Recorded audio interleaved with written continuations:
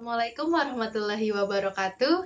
Halo semua, saya Nia Rosdiana dari Program Studi Pendidikan Geografi semester 4 di Universitas Muhammadiyah Profesor Dr. Hamka. Tujuan dari video kali ini adalah untuk pengenalan lapangan persekolahan atau disebut dengan PLP. PLP yang saya lakukan kali ini bertepatan langsung di SMA Negeri 1 Tambun Utara. Mau tahu lebih dalam mengenai PLP yang saya buat kali ini? Mari simak video berikut ini.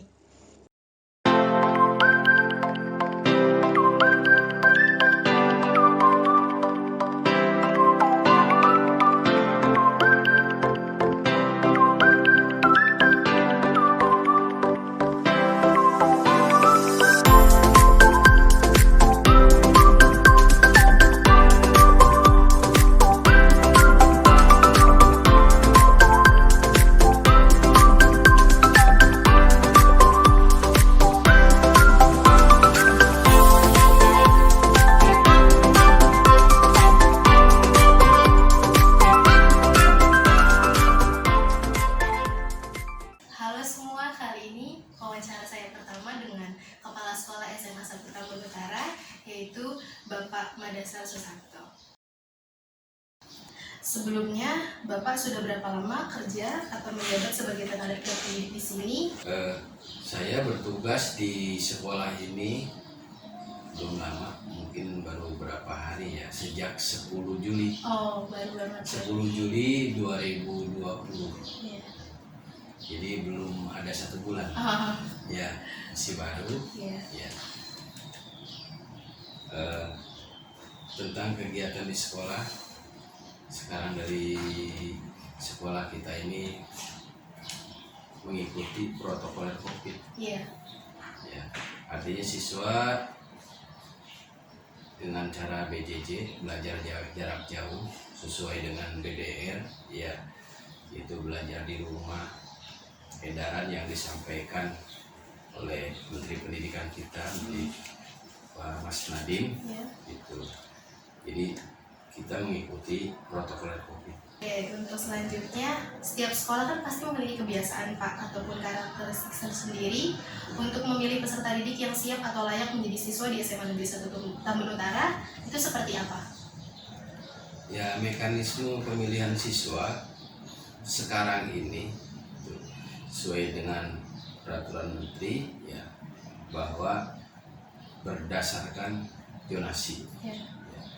Jadi tahun ini ada beberapa tahap yang dilakukan di dalam pemilihan siswa, ya, melalui prosedur PPDB online. Yang pertama itu melalui saringan zonasi, ya, kita 50% zonasi. Ya.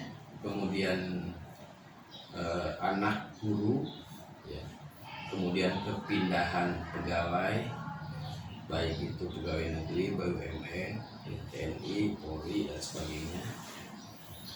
Kemudian juga siswa-siswa yang berprestasi dalam bidang akademik, ya, dan non akademik. Yang dimaksud akademik itu mereka dilihat dari nilai rapot semester 1 sampai dengan semester 5. Kemudian mereka juga yang memiliki sertifikasi atau sertifikat kejuaraan untuk bidang misalnya sains, olimpiade sains, atau lomba-lomba yang diselenggarakan oleh pemerintah, swasta, maupun perguruan tinggi dalam bidang sains. Yang akademiknya mungkin mereka punya kemampuan kejuaraan yang dibuktikan dengan sertifikatnya, yaitu contohnya mereka yang juara catur, ya, kemudian mungkin vokal group, atau mungkin juga mereka yang punya kemampuan olahraga, musik, ya, tari, dan tahfizil Quran, ya, minimal mereka 2 juz, ya, sampai dengan 5 juz. Itu menjadi bahan pemilihan dan penilaian kita. Dan yang diterima itu dari mulai tingkat kabupaten, tingkat provinsi juara 1, 2, 3, dan tingkat nasional 1, 2, 3. Itu. Lalu upaya atau cara untuk mengimplementasikan peraturan serta tata tertib di sekolah ini kepada para siswanya seperti apa? ya upaya dan usaha kita, sekolah melakukan rapat dinas dulu semua guru, TU, ya semuanya warga sekolah lah kita adakan rapat. Kemudian juga perwakilan ekskul, ya OSIS. Kemudian kita bahas visi misi yang ada di sekolah kita. Kemudian kita upayakan mereka paham tentang itu. Itu kemudian kita breakdown menjadi sebuah tata tertib. Nah, tata tertibnya itulah yang kita sampaikan kepada semua siswa. Ya, mereka semua memegang tata tertib itu, diketahui juga oleh orang tua siswanya. Termasuk kita adakan rapat ketika awal tahun, itu juga dalam rangka implementasi bagaimana upaya dan usaha sekolah dalam meningkatkan disiplin siswa, ya, agar mereka paham benar masuk sekolah ini itu ya punya tujuan akhir yang ingin dicapai adalah mereka berprestasi dan dapat diterima di perguruan tinggi negeri. Ya. Kalau di Bekasi ini mungkin ada juga yang diterima di dunia usaha dan dunia industri. Gitu. Nah di sini bahkan bisa 50-50 ya antara Dudi dengan PT perguruan tinggi maksudnya. Itu dengan upaya ini semua paham, dari mulai kepala sekolah, guru-guru, tata usaha, penjaga sekolah, satpam, semua siswa, orang tua siswa, insya Allah berjalan dengan baik. Dan untuk biasanya rapat rutin serta kegiatan seremonial formal itu apa Pak? Ya kalau rapat itu kita pertama awal tahun ajaran. Ya di awal tahun ajaran begitu dinyatakan siswa diterima, kemudian kita rapat. Awalnya MPLS dulu. Iya. Ya. Masa pengenalan lingkungan sekolah. Itu rapat juga awalnya. Kemudian kita rapat pembagian tugas mengajar, tugas menjadi pembina, tugas menjadi wali kelas, tugas piket dan lain sebagainya. Kemudian ntar menjelang mid semester, tepatnya sekitar bulan pertengahan semester, jadi kuliah itu sekitar September akhir itu udah rapat persiapan nih. Nah rapat lagi nanti menjelang bulan ya ujian akhir semester, rapat lagi ya sambil membicarakan sampai sejauh mana tingkat ketercapaian ya hasil dari SKKD, standar kompetensi dan kompetensi dasar yang dicapai dari setiap mata pelajaran sesuai dengan KKM ya, kriteria ketuntasan belajar atau mengajar ya. Jadi materinya tuntasnya sejauh mana, kalau belum tuntas ya mungkin ada yang mengulang atau remedial teaching, remedial class, remedial individual dan sebagainya. Itu. Untuk ekskul di sini Pak ada berapa jenis? Ekskul di sini baru ada 13 ya. Untuk hal positif yang sudah menjadi kebiasaan yang dilakukan di SMA ini apa Pak? Yang positif yang biasa dilakukan, anak-anak masuk jam 6.45 ya 6.45, kemudian setelah itu mereka melakukan sholat duha bersama, kemudian membaca Al-Quran. Nah, jadi kebetulan di sini siswa non muslimnya masih sedikit ya, dan guru non muslimnya juga baru 3 orang ya. Dan untuk guru pendidikan agama non muslimnya juga tidak ada guru khusus, mereka hanya bergabung dengan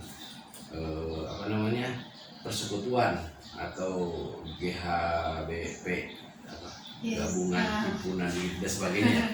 Itu jadi kami membiasakan itu sehingga siswa di sini punya target lulus SMA 1 Tamara, diupayakan mereka bisa khatam juz-amma dari Al-Fatihah sampai Amel Tasalum. Yang terakhir ya Pak, upaya serta usaha untuk mengembangkan pendidikan di SMA Negeri Serdang Utara ini apa? Ya salah satu upaya dan usahanya pertama mengaktifkan ekstrakurikuler dan intrakurikuler. Intrakurikuler diantaranya kita membentuk tim pengembang kurikulum. Ya, kemudian dari tim pengembang kurikulum itu mengikuti berbagai momen-momen yang sifatnya akademik. Seperti contohnya kita mengikuti OSN, ya. Di OSN ini kita alhamdulillah tahun ini bahkan sekarang sedang mengikuti lomba untuk tingkat provinsi dari Tamara. Ya, nah, mudah-mudahan kita doakan mereka bisa berhasil. Amin. Jadi dari bidang ekskulnya juga sama, kita selalu meningkatkan itu, ya bagaimana upaya dan usaha kita agar mereka yang dalam bidang akademik terpacu untuk belajar lebih intensif, lebih aktif, lebih bergairah dan semangat, dan bidang non akademiknya melalui ekskul, ya mereka mungkin lebih melihat dunia ke depan, ya bagaimana situasi dan kondisi aktivitas di luar non akademik, gitu.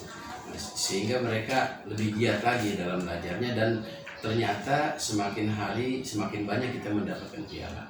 Hanya sekarang karena sedang COVID, ya semua tersendat mungkin.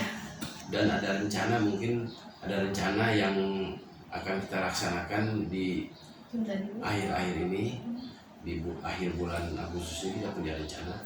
Mereka masuk secara bertahap sesuai dengan protokol COVID, ya. Dan ini juga ada lagi proses perizinannya sedang kita tempuh, ya, walaupun belum mendapatkan jawaban dari pemerintah. Hari ini saya sudah bersama dengan Ibu Kartini, yaitu guru mata pelajaran geografi di SMA Negeri 1 Tambun Utara. Oh ya Bu, sudah berapa lama Ibu menjadi tenaga pendidik di SMA Negeri 1 Tambun Utara ini? Saya mengajar di sini dari tahun 2010 sampai saat ini kurang lebih 10 tahun.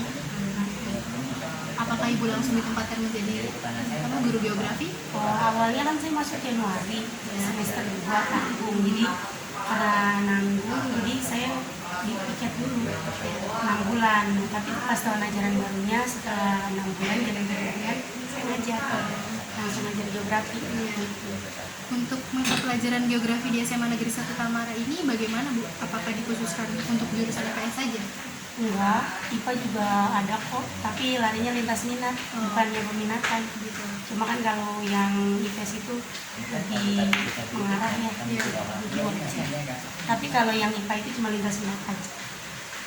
Bagaimana cara Ibu menerapkan peraturan pada sekolah ini dengan mengaitkan pada mata pelajaran geografi? Biasanya saya kaitannya dengan kebersihan, dengan penerapan misalnya tata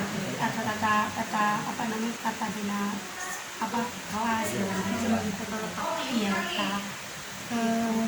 Apakah ada metode khusus yang digunakan untuk menyampaikan materi pembelajaran geografi tersebut? Biasanya seringnya saya pakai picture in picture, gambar. Iya, karena kan geografi itu kan berkaitan dengan alam. Iya. Jadi sih merangsang anak supaya berpikir kritis tadinya. Gitu.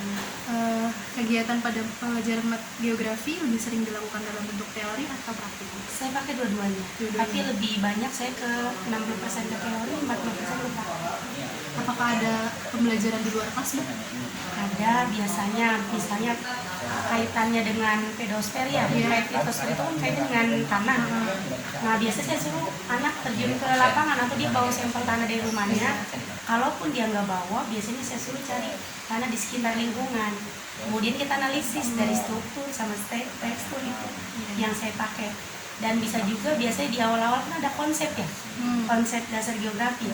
Nah itu saya pakai si anak. Kalau misalnya jarak dari kantor ke kelas itu nantinya konsep apa? Seperti itu. Kalau lihat kondisi geografi larinya apa? Kalau berkaitan dengan garis bujur sama garis bintang itu konsep apa? Itu saya terapkan. Lalu ketika Ibu menyampaikan satu materi di dalam kelas, respon dari siswa yang paling sering Ibu temui apa? Biasanya sih macam-macam ya. Ada yang aktif, tapi si anak lebih senangnya itu yang aktif biasanya pada saat praktek. Tapi kalau pada saat pemberian materi biasanya 50-50. Ada yang respon, ada juga yang namanya anak ya, apa tengah malamnya dia begadang atau kurang sehat kan otomatis daya responnya itu kan kurang. Nah kurang aktif atau bisa lebih cenderung dia diem. Seperti itu. Hari ini adalah wawancara saya bersama Aisyah Maharani, yaitu salah satu dari alumni SMA Negeri 1 Tambun Utara tahun 2020. Aisyah, kamu kan alumni tahun 2020 kan. Aku mau tanya, dari beberapa hal yang ada di sekolah, pasti kan ada kegiatan nih yang menurut kamu ngebosenin, tapi ternyata punya dampak yang panjang buat diri kamu. Itu apa sih?